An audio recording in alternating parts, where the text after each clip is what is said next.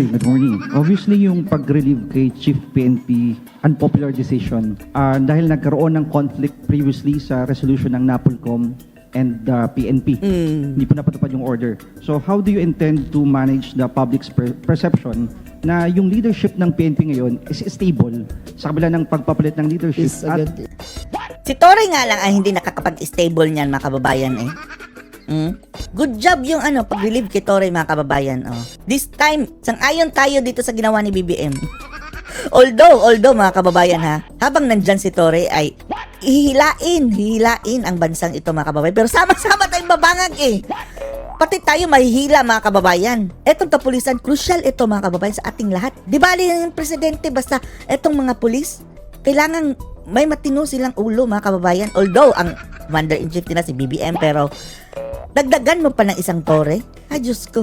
Is stable. Is stable, And yes. wala po itong bahid Congrats ng politika. PNP ha. Congrats sa inyo. That is precisely why we are doing this. Because we want to take politics out of the equation. When you have issues arising, you must resolve it according to the rules of the institution. And that's what we are doing. This is not a popularity contest. This is... Oh, di ba? Nagpapasikat kasi si Torre, mga kababayan. Nakita nyo naman, mayroong mga video, mga kababayan, nagpaano pa, sinalubong ng banda. Ay, nako. a question of maintaining the integrity of the institution. Sir, binalikan ko yung resolution ng NAPOLCOM 2025-0531 adopted last August 14 states that non-compliance with the requirements herein prescribed shall subject accountable officers to administrative sanctions. Oh, may sanction pa. So, itong pag-relieve kay General Torre, parte ng sanctions dahil hindi sa pagsunod doon sa NAPOLCOM resolution. There is no sanction. The NAPOLCOM has not taken any sanctions as a body, nor has it been discussed, nor has it been filed. This is a personal decision of the President, and he has, after careful perusal of the facts, the order came from the Office of the President and of the NAPOLCOM. Okay. So walang kinalaman ng Go NAPOLCOM. ahead, just go ahead. Yung One more. Sige. 4-star, kailan po makakukuha ni General Natates? You will learn about that sooner, as soon as the NAPOLCOM board convenes again next week. Okay. Thank you po. Thank you. Torre, Mr. Edmil mag-retire ka na Paroja lang. from DZR. Anyway, mga kababayan, si Torre Gurang na, no? Feeling na niya bata, mga kababayan, kaya naghahamon ng boxing kay Ebaste. Ay, Diyos ko, Lord. R8. Sir, follow up lang dun sa last question. So, yung turnover officially kay General Nartates ay mangyayari ngayon. Yes. Sir, balikan lang namin, sir, yung comments or yung actions ng Malacanang. Ano yung exact na comments ng Presidente pagtapos ng medyo pagkakaiba doon sa NAPOLCOM order? Tinangka niya bang mamagitan o isalba? Well, Man lang. as I read nung binasa ko, he has to make sure that the national security apparatus is always in one direction. And in this case, there was the president felt that he had to straighten things out. And Dahil natatalbogan na si BBM, mga kababayan. Si BBM, walang banda, mga kababayan, sumalubong. Si Torre meron. the decision was made to replace General Torre. Ano na lang, sir, yung marching order ng Presidente sa bagong PNP chief kay General Nartates? Well, as I stated earlier, the PNP chief and I will have to present within 1 month a comprehensive citizen security strategy focused on public safety. May mga inaasahan ba tayo, sir, na drastic changes doon sa response natin sa 911 at iba pang programs na in-implement ngayon sana ni PNP Chief Torre? Uy, ang dami mo lang tanong. I do not believe that that is part of the agenda. We will launch the Unified 911 on September 12. And Tapos sabi nila, mga kababayan, ilo-launch na daw sa Davao. Hello! Decades before, mga kababayan, andyan na yung 2 dekada na siguro, mas marami pa. Established na ang 911 sa Davao City. First and only in the Philippines, mga kababayan, dati. Ka-level ng 911. Mas maganda pa, mga kababayan, sa 911 sa Amerika dahil ang 911 sa Amerika may bayad. Yan sa Davao City, libre. Nartates will take cognizance over that. Yan ang good governance, mga kababayan. It is an improved system. It is a more responsive system, and I think the people will see the difference. But from now till then, the 5-minute rule of General Nartates, of General Torre, will still be in effect. And we expect General Nartates to Bakit continue naging 5 minutes? Sabi 3 minutes. the good works that General Torres started. Okay, thank you so much. Mr. Manny Tupaz from Philippine Star. Sec, good morning. Morning. Sir, magmula Ano kasi mga kababayan, tinalbogan si BBM sa kanyang benting bigas. Nabuladas. Si Torre mayroon ding 5 minutes response. Ando na mga kababayan sa scene. 5 minutes lang. Ano yan? Superman? Flash? Diyos ko. Nung nag-assume si PNP chief last June 2, from the very start ba may mga disagreements na kayo ever since? No, on never. parts? Ah, never. I've always Deny had a to the great max relationship. more. Remember, I only entered the SILG. Never daw nagka-disagreement. Anong sabi na bilyonaryo? May disagreement daw sila. Oh, pero deny. Oh. last Walang October. aamin din And eh. That's the first time I met him. And from then till now, Sana sila ang nagboxing ni Torre, no? our relationship is, I would care to say that it is stellar. Stellar, We've never wow! had disagreements. And Abot hanggang between mga kababayan. save for the Kalangitan. last few days about certain things. And until now, I still consider him not only as a colleague, but someone who I've gone to battle with and who I trusted big decisions of the president with. Second lang. Okay. Aside apart dun sa Napolcom Reso, may nabanggit kayo among other things. Ano pa yung mga other issues kay Chief PNP na nagkaroon ng consideration bakit sa kanya? That is between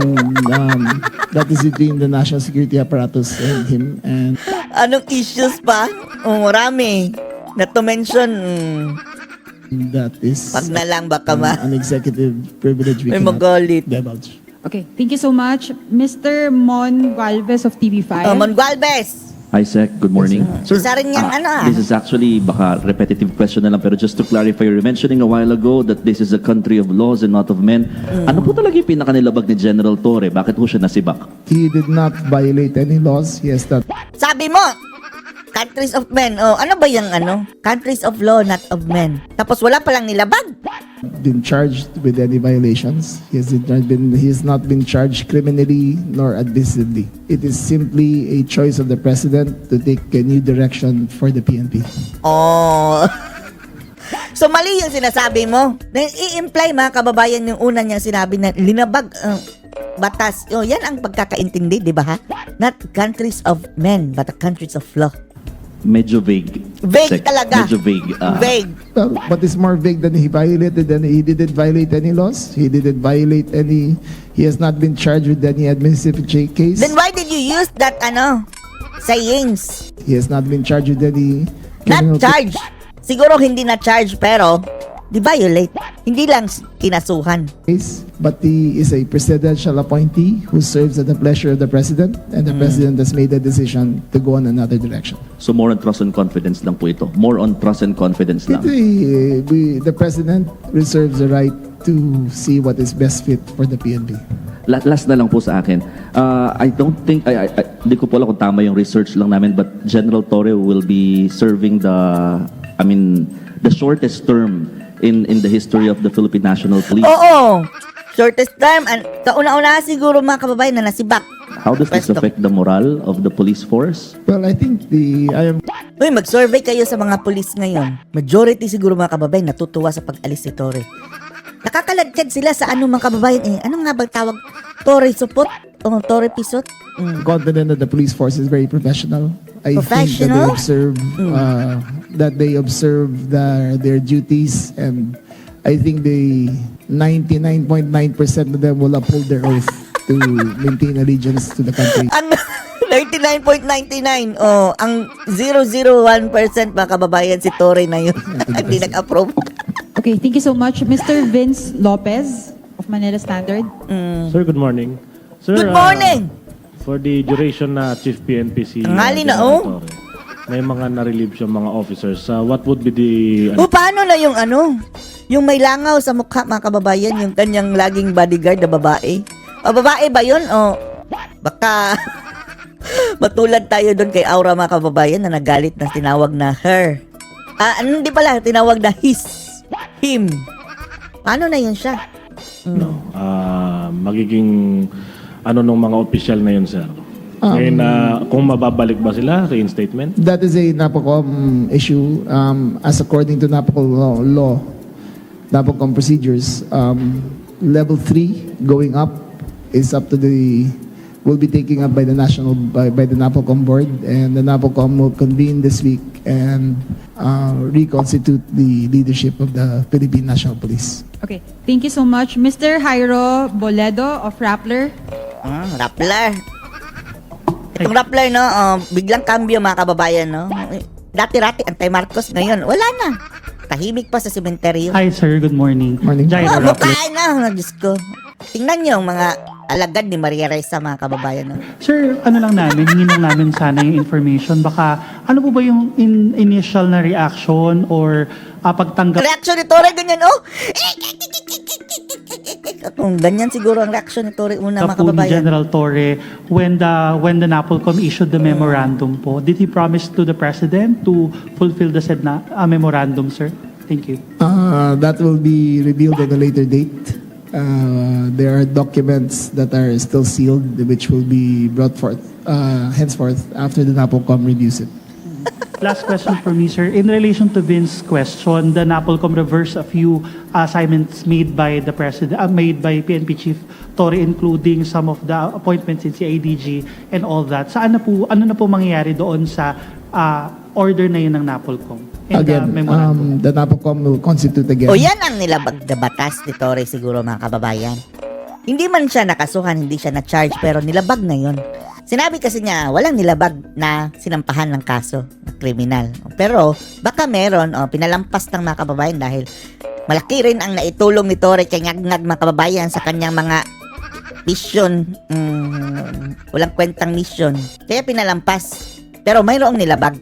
Hindi lang chinarge. This week, and then we will review all the appointments and make the necessary recommendations to the President. Okay, thank you so much. Before we continue, following this question and answer, we will move to the next part of our program, the official Wala na kang... assumption of office. So, wala na kaming paki dyan. Anong masasabi niyo dito, mga kababayan, na at last nasipa na si Torre Mao, the champion sa boxing, mga kababayan, na